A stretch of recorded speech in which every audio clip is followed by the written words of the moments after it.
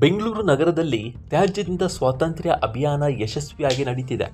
ದಿನದಿಂದ ದಿನಕ್ಕೆ ಮತ್ತಷ್ಟು ವೇಗ ಪಡೆದುಕೊಳ್ತಾ ಇದೆ.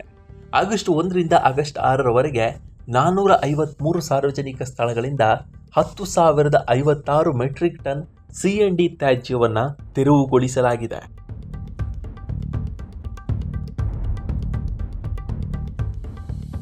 ಈ ಕುರಿತಾಗಿ ಮಾಹಿತಿ ನೀಡಿರುವ ಗ್ರೇಟರ್ ಬೆಂಗಳೂರು ಅಭಿವೃದ್ಧಿ ಸಚಿವ ಕೃಷ್ಣ ಬೈರೇಗೌಡ, ಇದೇ ರೀತಿಯಲ್ಲಿ ಇತರ ಇಲಾಖೆಗಳು ಕೈಗೊಂಡಿರುವ ಸ್ವಚ್ಛತಾ ಕಾರ್ಯಗಳ ಮಾಹಿತಿಯನ್ನು ಸಂಗ್ರಹಿಸಬೇಕು.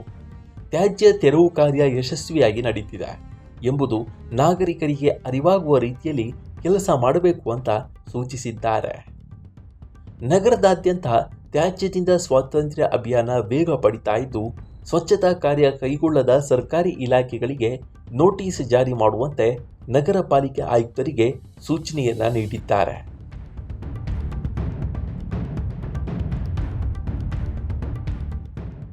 ಜಿಬಿಎ ವ್ಯಾಪ್ತಿಯಲ್ಲಿ ತ್ಯಾಜ್ಯದಿಂದ ಸ್ವಾತಂತ್ರ್ಯ ಅಭಿಯಾನಕ್ಕೆ ಸಂಬಂಧಿಸಿದಂತೆ ಶುಕ್ರವಾರ ನಡೆದ ವರ್ಚುವಲ್ ಸಭೆಯನ್ನು ಉದ್ದೇಶಿಸಿ ಮಾತನಾಡಿದ್ದಾರೆ.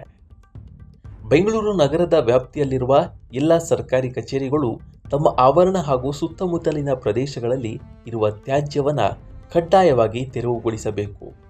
ಅಗತ್ಯ ಸ್ವಚ್ಛತಾ ಕಾರ್ಯ ಕೈಗೊಳ್ಳದ ಸರ್ಕಾರಿ ಇಲಾಖೆಗಳಿಗೆ ನೋಟಿಸ್ ಜಾರಿ ಮಾಡುವಂತೆ ಆಯುಕ್ತರಿಗೆ ನಿರ್ದೇಶನ ನೀಡಿದ್ದಾರೆ.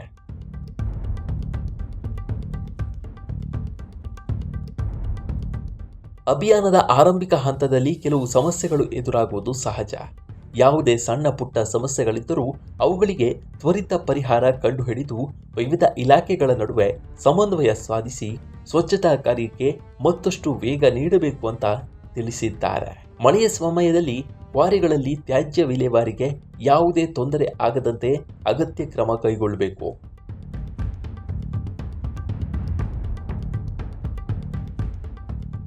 ಕಟ್ಟಡ ನಿರ್ಮಾಣದ ಭಗ್ನಾವಶೇಷಗಳನ್ನು ಸರ್ಕಾರ ಗುರುತಿಸುವ ನಿಗದಿತ ಸ್ಥಳದಲ್ಲಿಯೇ ವಿಲೇವಾರಿ ಮಾಡಬೇಕು.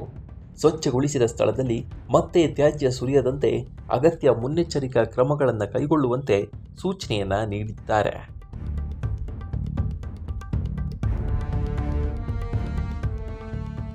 ಇನ್ನು C&D ತ್ಯಾಜ್ಯ ವಿಲೇವಾರಿ ಮಾಡುವ ನಿಗದಿತ ಸ್ಥಳಗಳಲ್ಲಿ ಮೇಲ್ವಿಚಾರಣೆಗಾಗಿ ಮಾರ್ಷಲ್ಗಳನ್ನು ನಿಯೋಜಿಸಲಾಗಿದ್ದು, ಅವರಿಗೆ ಶೆಲ್ಟರ್, ಕುಡಿಯುವ ನೀರು ಹಾಗೂ ಊಟದ ವ್ಯವಸ್ಥೆ ಕಲ್ಪಿಸಬೇಕು. ಜೊತೆಗೆ ಟಿಪ್ಪರ್ ವಾಹನಗಳ ಆಗಮನ ಮತ್ತು ನಿರ್ಗಮನದ ವಿವರಗಳನ್ನು ರಿಜಿಸ್ಟರ್ನಲ್ಲಿ ಸಮರ್ಪಕವಾಗಿ ದಾಖಲಿಸಬೇಕು ಅಂತ ಸೂಚಿಸಿದ್ದಾರೆ.